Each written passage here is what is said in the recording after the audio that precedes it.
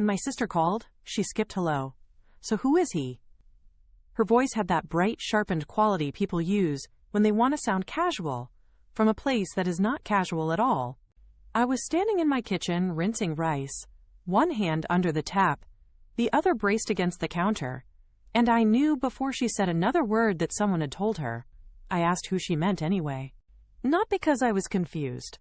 Because sometimes, when people are angry about something old, it helps to make them say the new thing clearly. Don't do that, she said. Mom told me you've been seeing someone for months. Dad met him. Nico met him. Everybody met him except me. There was a beat in which I could hear her breathing and the water running and, beneath both, the almost embarrassing steadiness of my own body. I had expected this conversation eventually. What I had not expected was how calm I would feel when it came. I turned off the tap and said, "Yes. I've been seeing someone." She laughed once, short and offended. "And you just weren't going to tell me?" I remember looking down at the bowl of rice in my hands and thinking how strange it is that some family fights arrive wearing ordinary light. Nothing in the room matched the temperature of the call. There was a dish towel with tiny blue stripes drying by the sink. There were groceries on the table. There was a loaf of bread Adrian had brought over the night before because he had passed a bakery he liked and thought of me. The day itself was gentle. Only her voice was not. I said, "I wasn't hiding him from the world. I just didn't feel the need to tell you." That was when she became furious. Not loud exactly, something more disciplined than that. The kind of anger that has already written its speech. She told me it was humiliating to hear about my relationship from our parents. She said I had made her look stupid. She said sisters are supposed to tell each other things like this. She said I was still being dramatic about ancient history. She said if I had any maturity at all, I would stop punishing her for mistakes she made when we were younger. I let her finish. Then I asked the only honest question available. Why would I trust you with something I wanted left untouched? She went so quiet that for a second I thought the call had dropped. Then she said my name in the voice she used when we were children, and she was about to tell our mother that I had started it. The part that would sound cold to anyone outside the story is this. I did not feel guilty. Not really, maybe a little sad, maybe tired, but not guilty, because by then the issue was no longer whether my sister felt excluded from an important chapter of my life. The issue was that she still believed herself entitled to first access to it. People like clean explanations. If a sister is hurt, then another sister must have been cruel. If a family tradition is broken, someone must have become petty.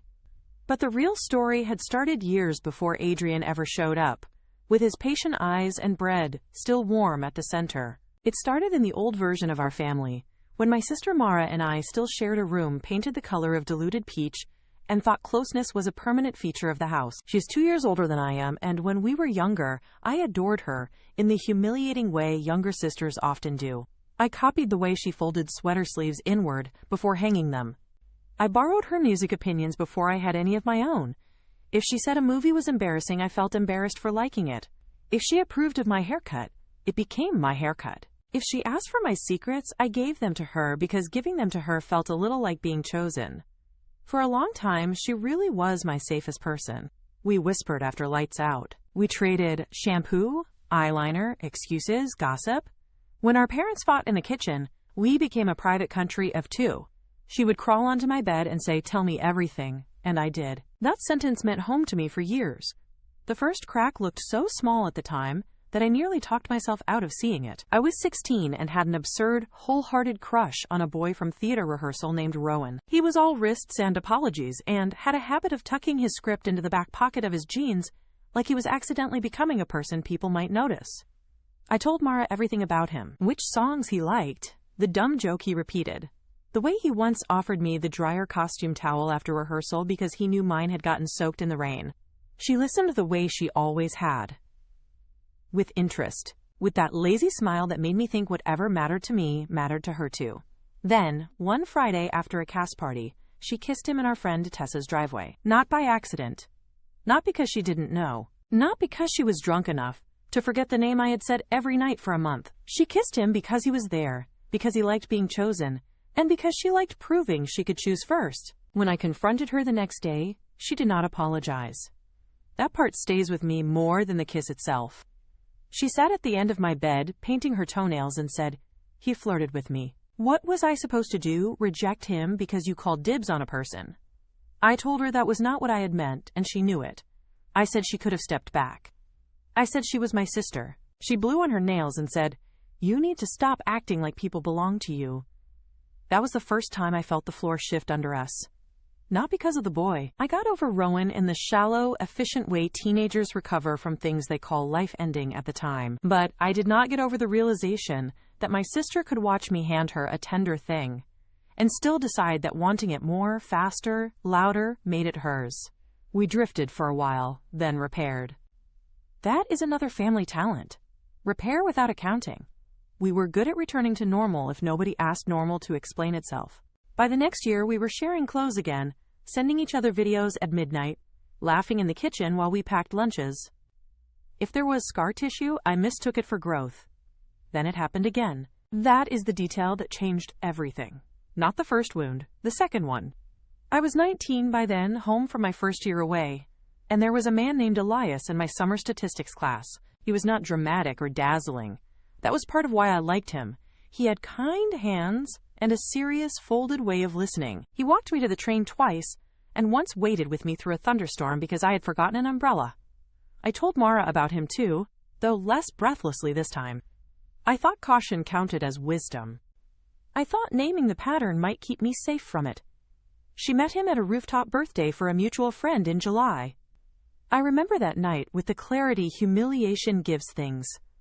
The sweating glasses, string lights trembling in the wind, someone burning corn on a cheap grill, Elias carrying a folding chair for me because there were none left, and Mara seeing all of it at once, seeing where my body had already leaned. 2 days later, she told me, almost bored, that they had gone home together after the party.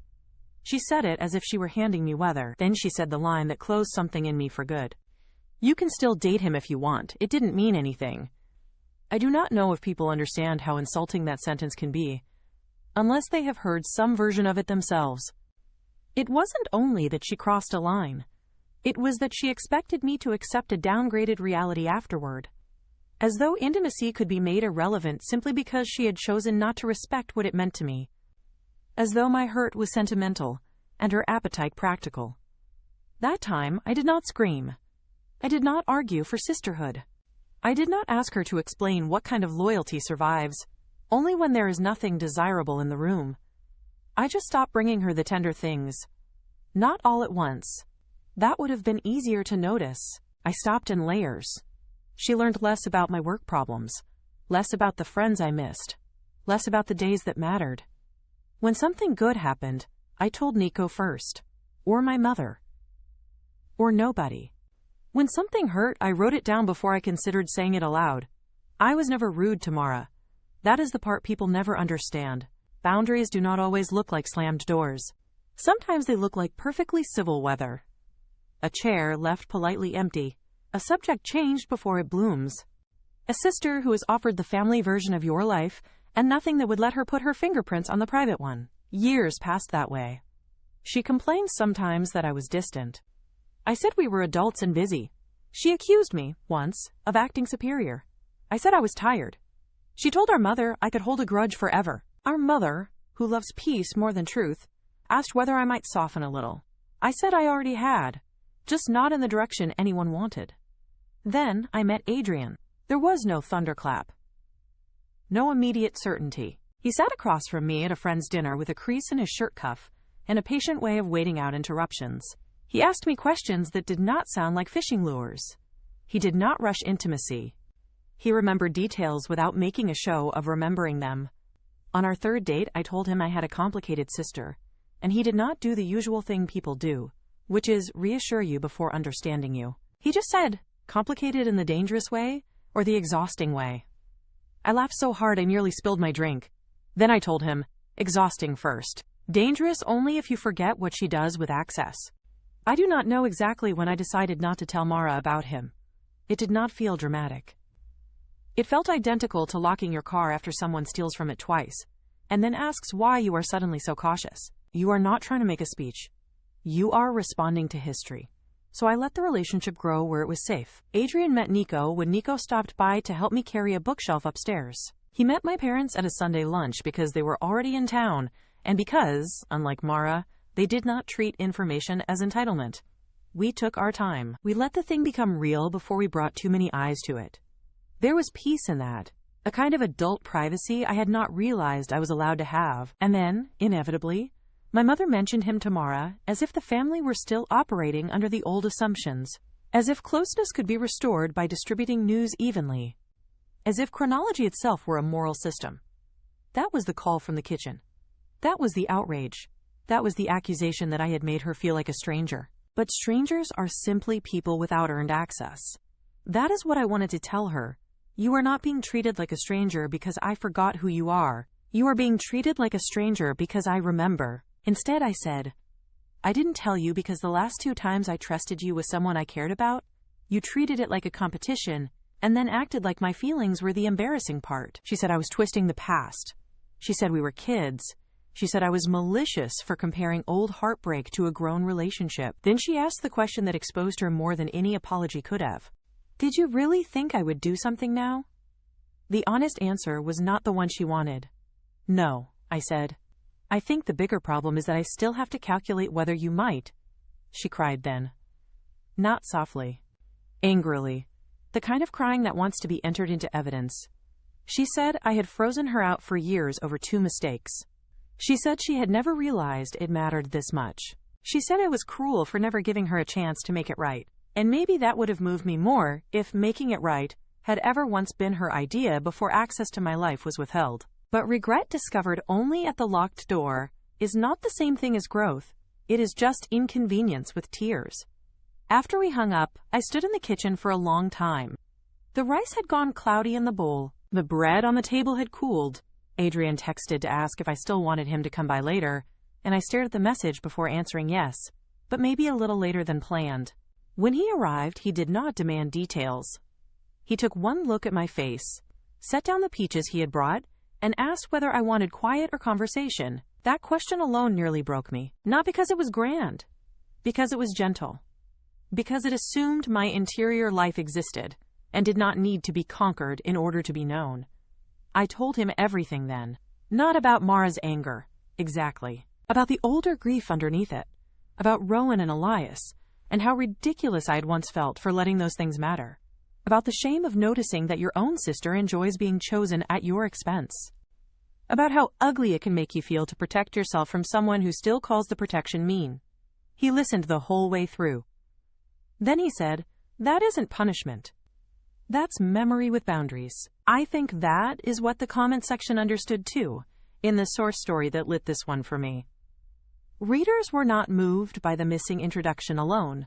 They were moved by the pattern.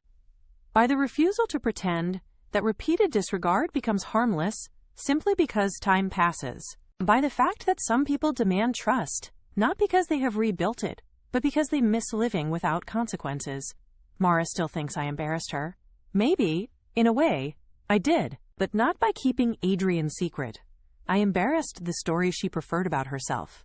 The one where her impulses were youthful, my memory was excessive, and sisterhood was a permanent passcode she could enter no matter how many times she had misused it.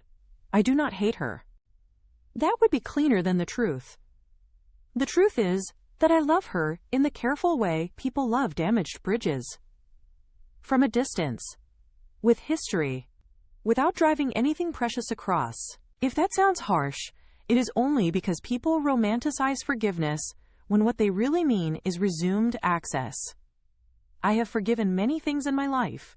What I have not done is confuse forgiveness with restoring someone to the exact seat from which they harmed me. My sister says I should have trusted that I'm not 16 anymore. She is right, I'm not. That is exactly why I made a different choice. Thank you for watching. If this story pulled you in, do me one favor. Hit like, subscribe, and turn on notifications so the next one finds you the moment it drops. Remember, nothing is ever just what it seems. See you on the next one.